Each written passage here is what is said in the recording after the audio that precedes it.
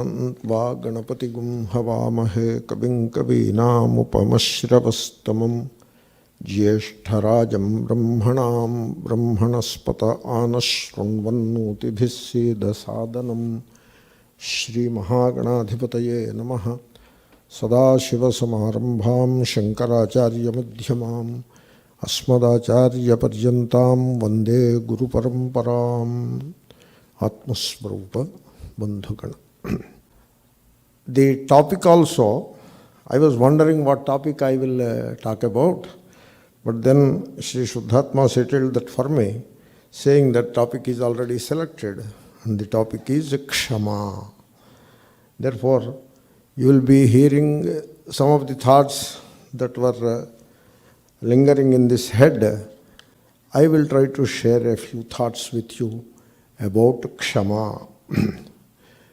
I try to relate this word Kshama with the Bhagavad Gita because the word Kshama occurs quite often in Gita, like Samadukha Sukhaha, Kshami. The one who has Kshama, the quality of Kshama, is called Kshami. And then there is another word Kshantihi. Kshantirarjavam, amanitvam, adambhitvam, ahimsa, kshantirarjavam.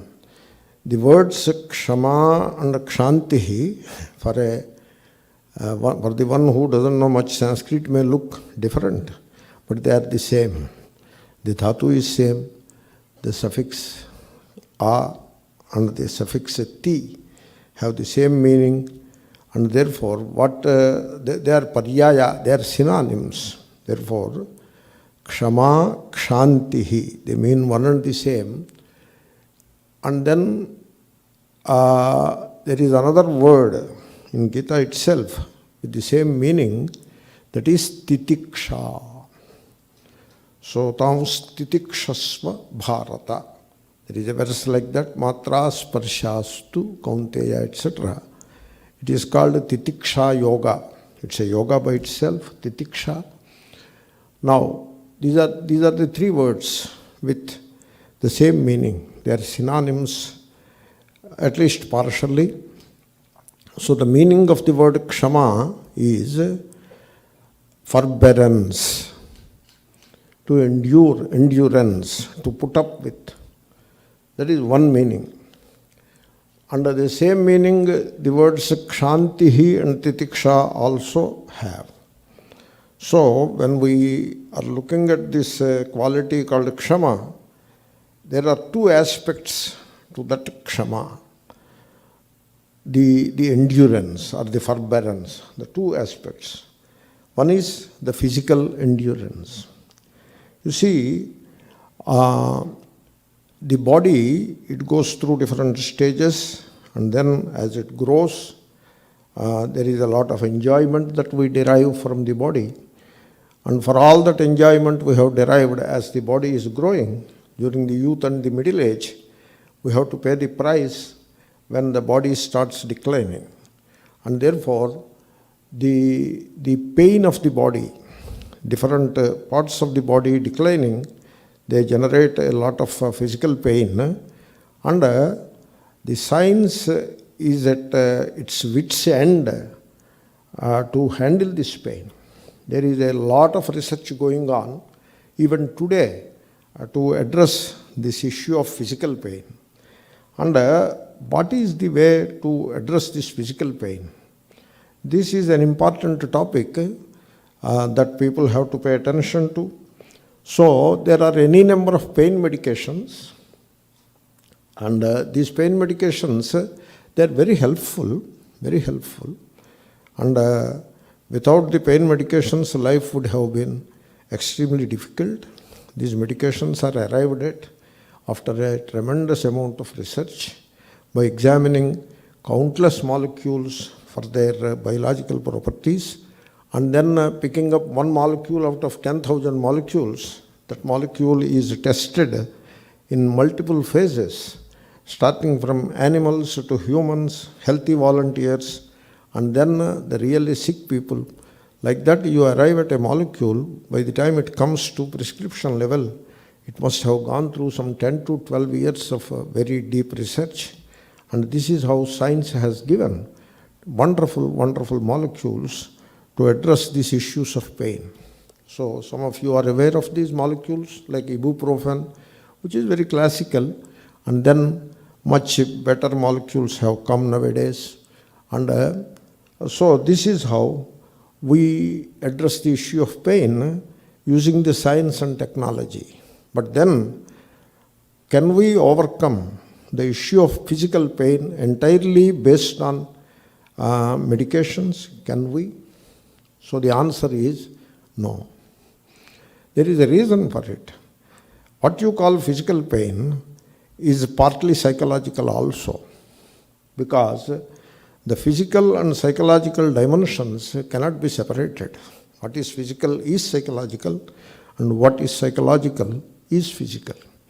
So there is a psychological element to the issue of pain. Though you call it physical pain, there is a psychological element. And if the psychological element is in good place, it is in proper place, the problem of physical pain could be mostly resolved.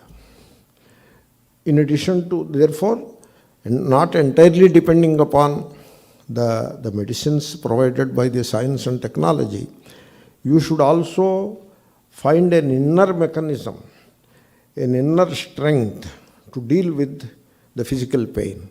And the name of that inner strength, which is supplements the outer medicine in addressing or in resolving the issues of physical pain, the name of that inner mechanism is Kshama, endurance. So now you understand the importance of Kshama. So especially as people grow and cross the middle age and enter the threshold of old age, you need to bring out that inner power of endurance. It is there in everyone. It is there in everyone. When you remain blind to that inner strength and entirely depend upon the outer medicine while dealing with the problem of physical pain, you are at a big difficulty. If I can say so, the Western developed societies, compared with Indian society, we seem to rely more on the inner strength of endurance to overcome the issue of physical pain than on medicine. Whereas in the developed societies, they put the medicine in the hands of the person, and so whenever the person sees the first hint of physical pain, he will start gulping the pills. And so he depends entirely on the medicine for the physical pain problems. Therefore, here physical endurance, this is what Gita says. So, Shitoshna Sukha Dukkhadaha, the physical endurance, you can develop it. Like for example, in a particular area of the body, you are experiencing the physical pain. Now you first localize the pain.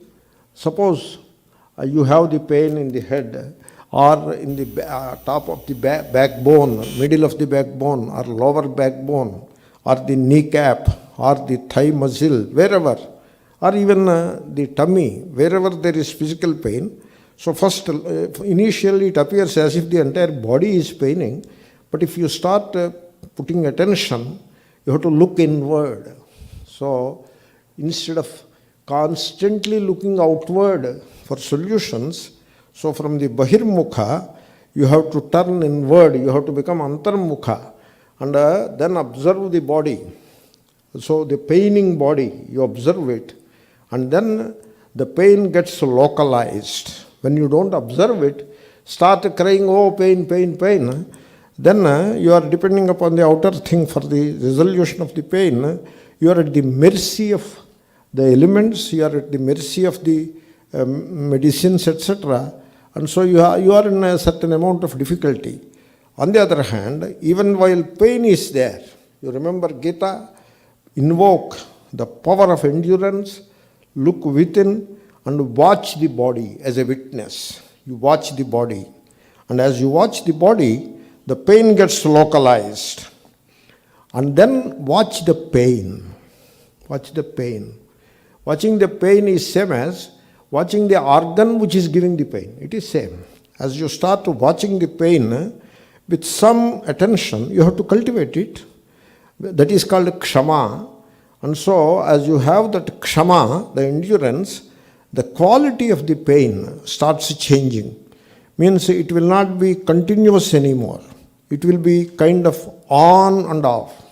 So now, you watch the pain, investigate it, explore it, look at it, be with it, and then to a point that it may sound ridiculous to you. If you practice it, you will know. To a point that you come to love the pain. To that a point, you watch it. And then the quality of the pain undergoes a transformation. And you should declare to yourself, this is not pain, this is not a painful pain. This is pleasurable pain. This way of kshama, endurance, associated with antarmukhatvam, the inward-looking nature, and also the witnessing attitude. With that, you cultivate the power of kshama, and even this scientists have declared that this kshama introduces, there is an intention. The kshama is the intention as an intention to endure. That is the kshama. Instead of running to medicine immediately, you cultivate the intention to endure that acts like a powerful therapeutic technique.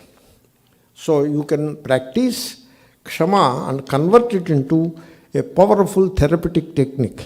I sincerely appeal to all of you. We are all growing old. We need it. We do need it. Please pay attention to that and take some guided meditations if needed and develop this powerful therapeutic technique of enduring pain without entirely depending upon the outer medicine. That is and while enduring the pain, you watch the pain, the organ which is paining, and silently, without cursing the neighbors or cursing the family members or cursing the God. God did not give pain. God, poor God, you bring God into everything and make an accomplice for every folly. So don't do all that. Don't be silly like that. You silently repeat. While watching the pain, you silently repeat. So this pain is part and parcel of the movement of that higher power, which you may call God. It is not that God wished and therefore gave you pain. It is not like that. That higher power has a dynamic, and as part of that, this pain is happening. And therefore, you say to that higher power, if you want to substitute the word God in the place of higher power, you can do that. The word higher power is exact translation of the word Ishvara.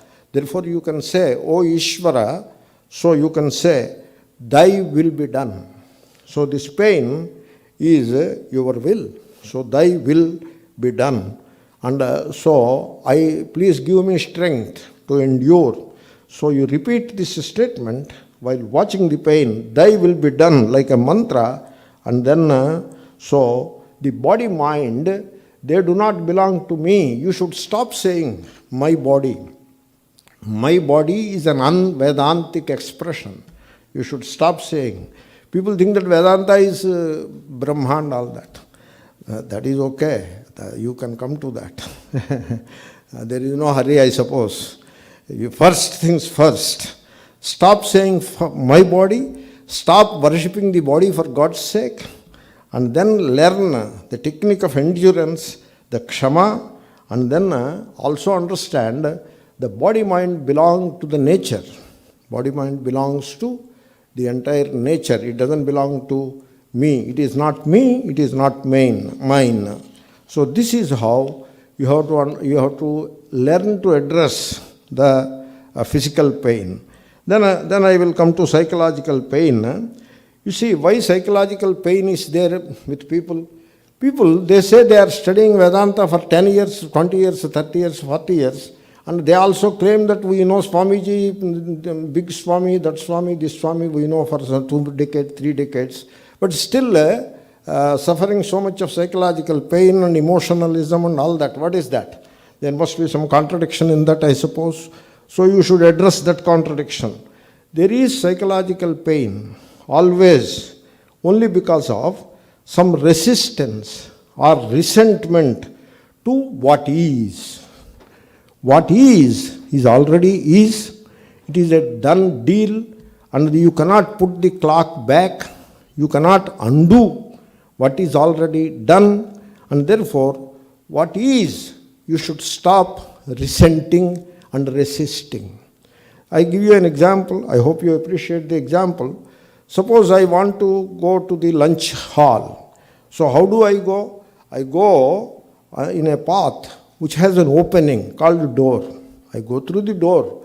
I do not go and walk and hit the wall and then expect the wall to open the way. So hit the wall with head. The wall will not give you the way. Only the head gets painful. Therefore, keep this example in mind. While walking, you walk through the opening. You do not walk through the resistance. You do not try to walk through resistance. Because whenever there is resistance, it leads to tremendous pain. Therefore, stop resisting. Now you apply this principle to the psychology. When there is an event that already happened, it is a done deal. Suppose I lost my purse. Now I am not going to regain it. I made an effort to regain it, but it is gone. My teeth are gone. Whatever is gone. Now I accept it instead of resenting it. Ayo, I lost my teeth. Ayoda, I lost my teeth. That is not going to help at all. Therefore, what has already happened, you stop resisting psychologically. What has happened, you stop resenting psychologically. Now, I can give you a physical law. The intensity of emotional distress that a person faces in life is directly proportional to the degree of resistance and resentment that he has towards the events that already happened. Therefore, as you reduce the resentment and stop resisting what already happened. Suppose I have white hair. I stop resisting it. I resist the white hair. How do I resist the white hair? Applying black paint, I resist the white hair. What kind of a silly thing to do it? So, when you resist such a thing that has already happened, that is a done deal, you resist. You want the white hair to look black. What kind of a silly thing it is? When we deal with life like this, with psychological resistance and resentment, life throws at us tremendous amount of emotional distress. And therefore you understand the secret of kshama, endurance. What is endurance? It consists of accepting without any resistance. That is the secret of kshama. Accept what is without any resistance. This resentment or resistance, psychological resistance, it could become a habit with people. It becomes a habit with people. Therefore, so everybody has this issue. It's not that the speaker has some special powers or any such thing. The speaker has the same problems as much as the people who are listening to the speaker. Therefore, there could be psychological resistance in this mind also. So I have to address that. Everybody has to address it. So you have to do this work. You cannot hand over this kind of work to the so-called guru. Guru is not going to do this for you. You have to become a guru for yourself. So what we do, we put too much of things upon the guru, and thereby we stop doing the thing that we have to do, and that becomes a psychological dependence, and that is very painful to the guru also, and of course to the person also. It is all the great job of awareness one has to conduct in one's own heart. So you can neutralize this resistance to what is. You have to neutralize it. Once the resistance to what is neutralized, that is what is called the quality of the Kshama. You can do that by a few tips. Number one, watch the mind. It's a big topic. You have to learn a little meditation and all that. Watch the mind. And number one. Number two, try to stay in the now, in the present. Just abide in the now. And third, say in so many words, yes to the present. Suppose say there is loss of a person whom you love. Now the present is that person is no more. Now you say yes, the person is no more. Yes, you say yes to that. No, how can we live without that person? Don't tell such emotional or sentimental wishy-washy things. So the people come and go. Rama came and went. Krishna came and went. Christ came and went. So therefore don't make it into a sentimental issue. You say yes. Now the person who is beloved, whom I loved, is no more. This is the truth. And I say yes to this truth. By these three tips, if you follow, that develops that inner endurance, because of which you avoid the psychological resistance or psychological resentment that helps you to overcome the psychological pain. This is called Kshama. It's a big topic. I will try to do the best within the available time. You see, ultimately, all emotional pain is an illusion. You should know that. It's an illusion. You see, don't try to hide behind statement, platitudes and semantics. The psychological pain associated with many events, it is all an illusion. All crises are passing affairs. This understanding, every crisis is a passing affair, and the psychological pain is an illusion. This understanding will help you in developing tremendous endurance, Kshama. That is one aspect of Kshama. Then the another aspect of Kshama, the word Kshama has a second meaning. One meaning I have covered. The second meaning of Kshama is forgiveness. You have to forgive the others. Now, we recite so many prayers before God, before the forms that we worship, so many prayers seeking forgiveness. Like many prayers are there. In fact, there are aparadha kshamapana stotram, like that, a series of verses people recite, in which they seek forgiveness from Ishvara. So, tatsarvam kshamyataan deva, you must have heard, kshamasva shambho, trividhaparadham. Like that there is a prayer. So, these prayers in which you seek forgiveness from Ishvara, so these have a lot of value. So, what you have, but only thing is, when you make a prayer seeking forgiveness to Ishvara, you should not make it into a kind of a ritual. What is ritual? You see, the prayer is in the heart. The prayer is in the heart. The ritual is in the speech and hands. That is where the upasana, prayer, and speech and hands, this is how it works. Now, you want forgiveness from Ishvara, then you should go into the heart and bring out that spirit of love towards Ishvara, and then humility towards Ishvara, and then the sense of having committed a folly that you have to bring out. The ego may come in the way. The ego wants to justify the action performed. Therefore, you have to overcome the ego as you appreciate, as you clearly see that this is a folly committed, through these hands or through the agency of this upadhi. This is the folly committed. When you see it clearly, then the ego is already neutralized. So all this work of awareness should happen in the heart. And then with love, you should ask forgiveness to Ishvara. That is what is called seeking forgiveness. Now, you don't, suppose without doing all that upasana aspect in the heart, simply you recite a verse, Tat Sarvam Kshimyatam Deva, like that. And then you add some physical action also to that. And then sometimes you don't even know the name of the prayer, meaning of the prayer, just mumble the prayer. So that kind of mumbo jumbo, it is not going to help in acquiring the forgiveness of Ishvara.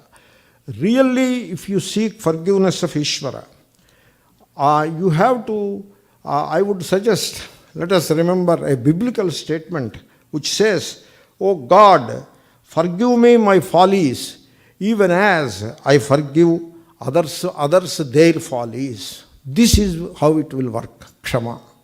So, as I see, you see, generally what we do, we come out of the place of worship, temple or whatever, and we are not willing to forgive anybody.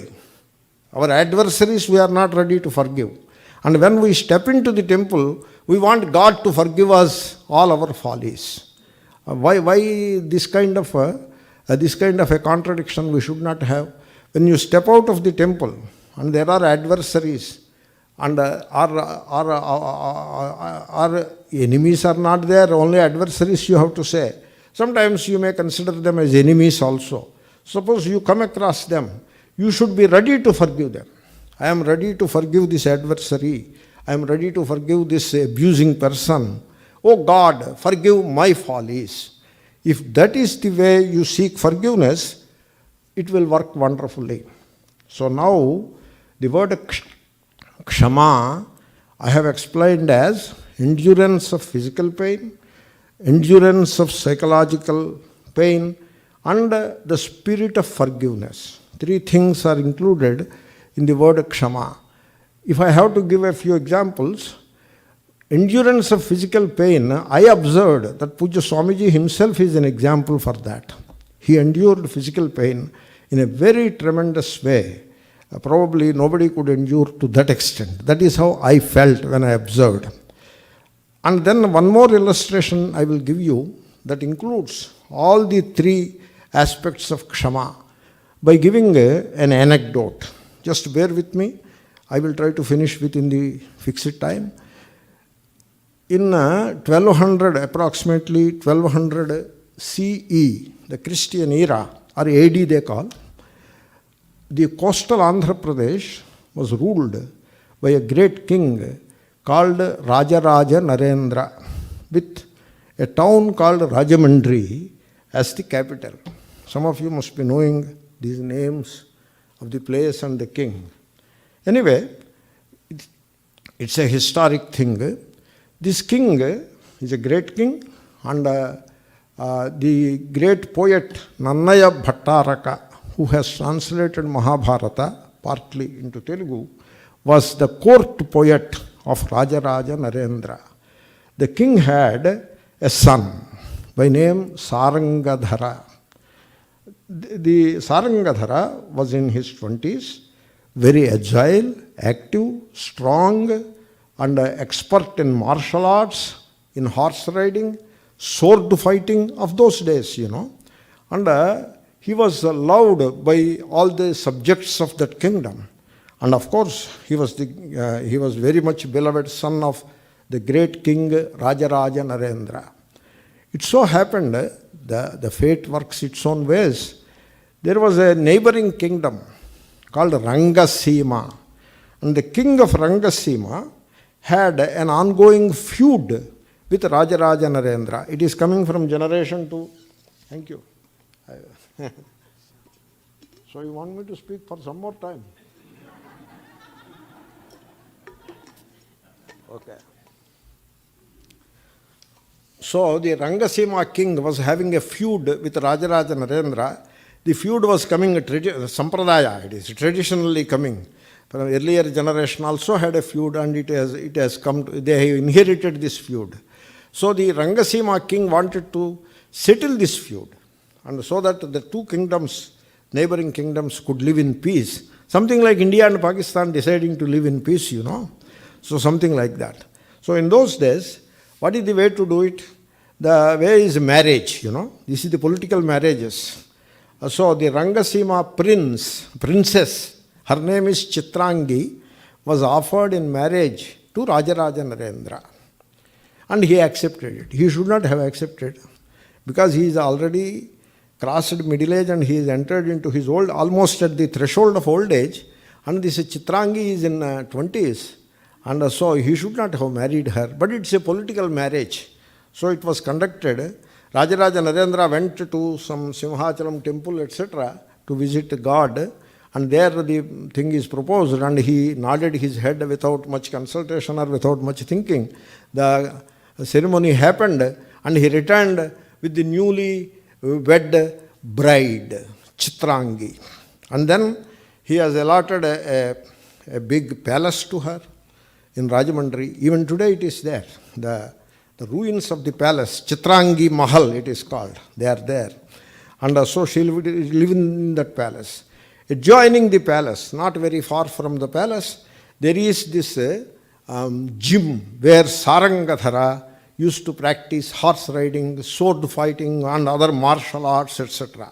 And Chitrangi was watching Sarangadhara through the window at a small distance, and he was a great man of great prowess, youth, And so she fell in love with him, kind of.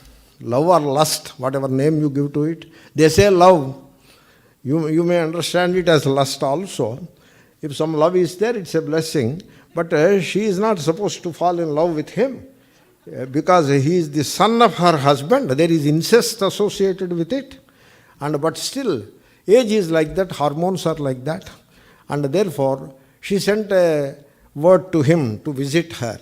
How can he say no to such a request? Because she is occupying the seat of mother, Of course, stepmother. But yet he visited. And she was a lot of hospitality to him. And then she was showing a lot of love and goodwill to him, etc., etc. And anyway, finally, to make a long story short, she expresses her attraction towards him. And he was aghast. He was aghast. He said, "What are you talking? Is this why you called me here? I happen to be the son of your husband. How can you say you love me and all that? This is not possible." And I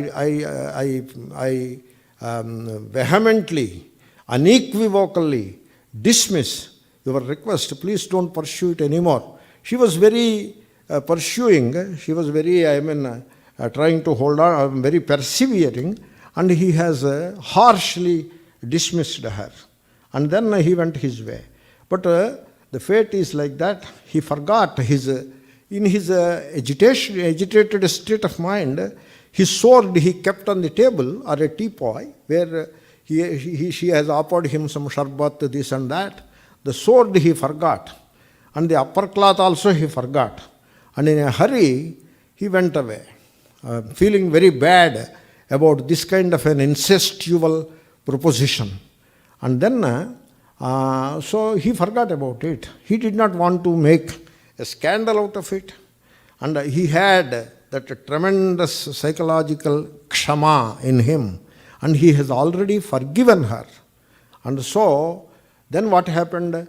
She had a terrific spite, ill will, malice, hatred towards him, because he has refused her approach, her offer of love, etc.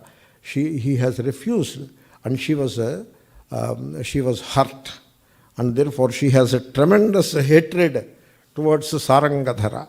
Anyway, Rajaraja Narendra came to her palace, and she has torn off a part of her sari and a part of her blouse, kept the hair unkempt and all that, disheveled hair, and then presented herself in a very bad shape, and told, your son Sarangadhara came and tried to molest me. That is what she told. The king was furious. In those days, the king was the judge, the prosecutor, and the executioner, all rolled into one. That is the king. Immediately he passed the judgment of capital punishment. Already conviction, everything is over. And then next day morning, Sarangadhara was arrested, taken to a hillock where the capital punishment executions were conducted regularly. That is the point where they conduct. And he was put on that hillock and he was beheaded. That was the method of execution. He was beheaded. During that period, Sarangadhara, he endured the tremendous physical pain associated with arrest, tying the hands back, etc., and pulling him through the streets to that hillock called Sarangadhara Metta. Even today it is there. You can visit. And he was pulled and made to stand there, and then he was beheaded with a sword. All that physical pain he endured with a smile. The psychological pain of being scandalized for no reason whatsoever, he endured with tremendous kshama, endurance. And finally, he forgave. While before breathing his last, he has forgiven his father for doing such a crime without thinking, and he has forgiven Chitrangi for the crime she committed. So Sarangadhara represents the threefold kshama.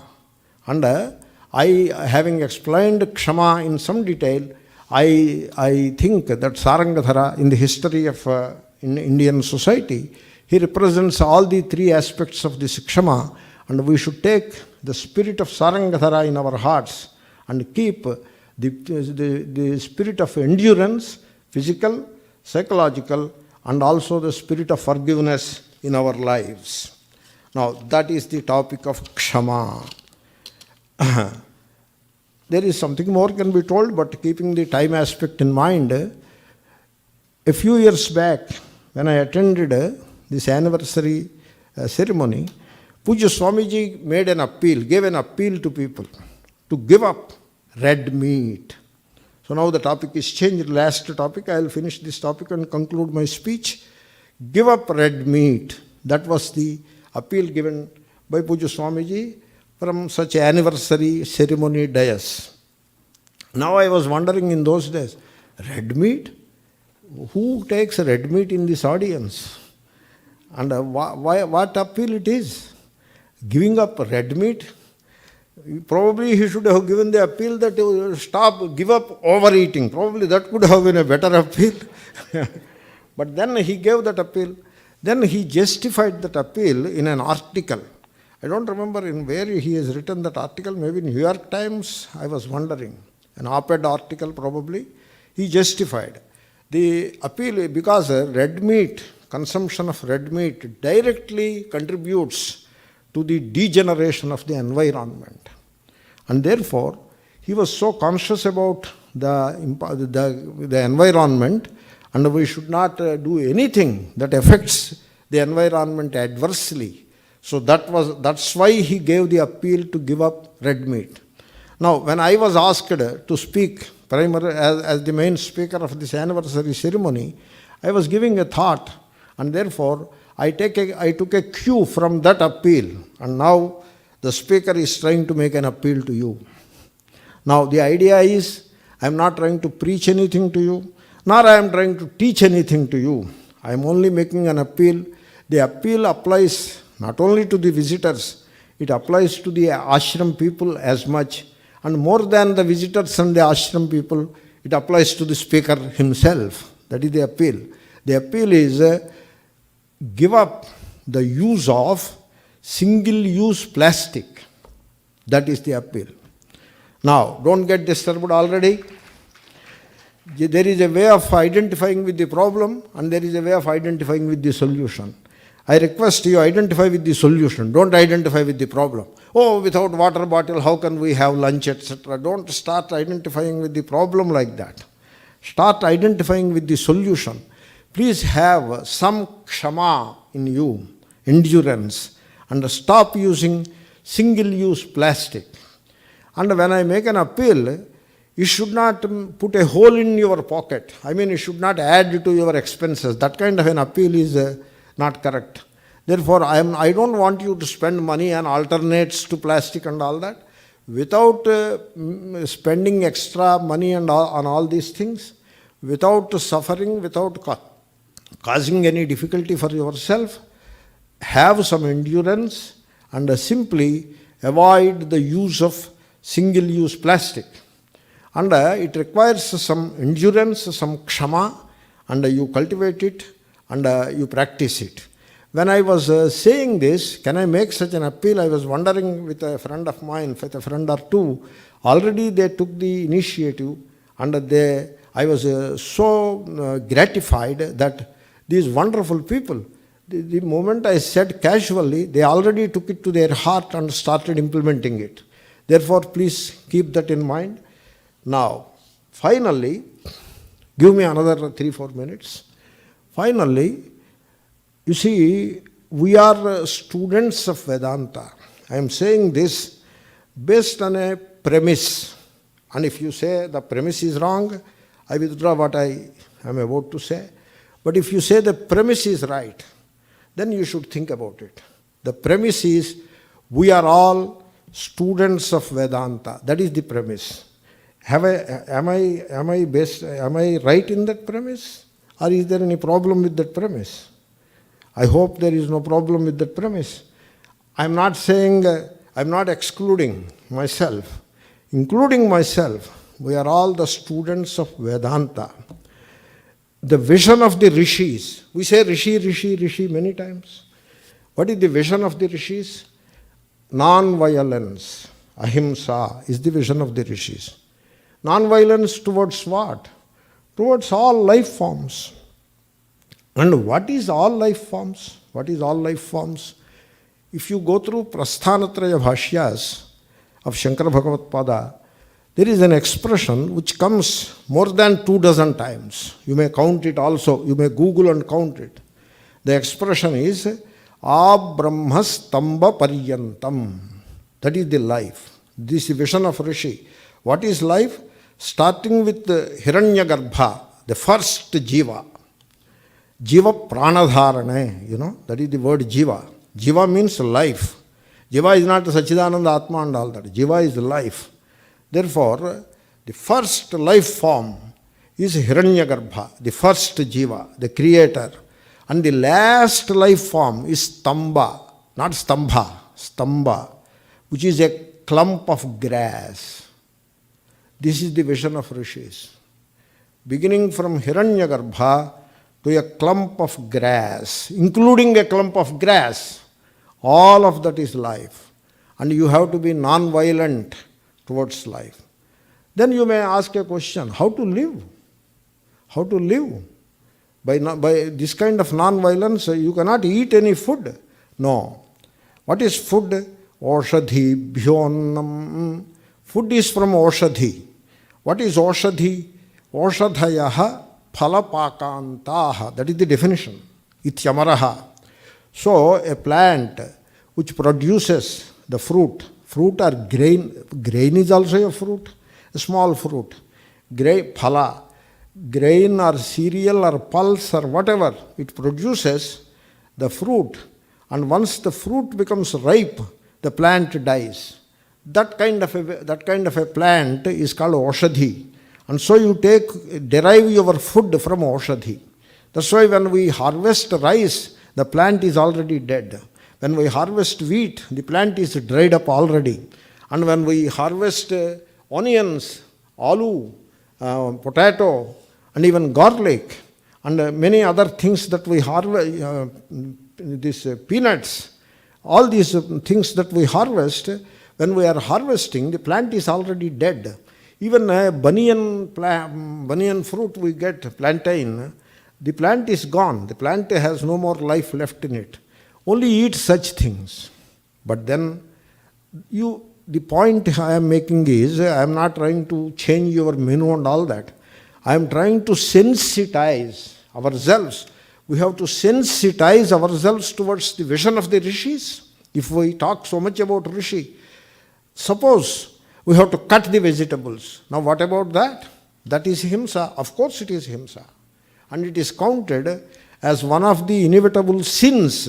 In Sanskrit, pancha sunaha. Suna is sin. You see, don't come to some hasty conclusions about language. There is a thing called linguistics. Sanskrit and English are interrelated in a particular way. Suna in Sanskrit is a sin in English. Therefore, 5 sins a family person has to invariably perform for making a simple living. And one of those 5 sins is cutting vegetables. And therefore the family person, he is committing a sin every single time he is cutting vegetables. And therefore he has to atone for it. And what is the atonement? He has to offer food to the guest, etc. There is an atonement. Panchamahayajnas are mandated as the atonement for the 5 sins. And one of those sins is cutting vegetables. So this is the vision of rishis. This is the vision in which we are very sensitized towards all life. And while walking on the path, I don't feel like plucking even a leaf, because that is himsa, that is the violence.